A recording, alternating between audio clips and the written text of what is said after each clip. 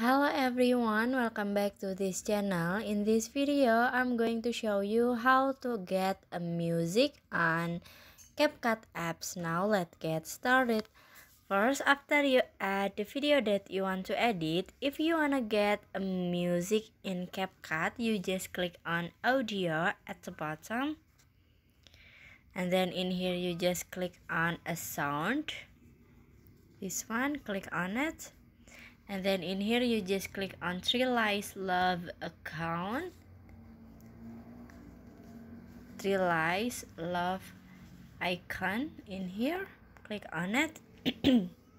And in here you can see many music in a CapCut. You can choose everything you like. Maybe this one, you just click on a plus icon in here. And then finish. So that's how to get a music in CapCut apps. I hope you found this video to be helpful. If you enjoy with the content, please consider like, comment, and subscribe down below. Bye bye.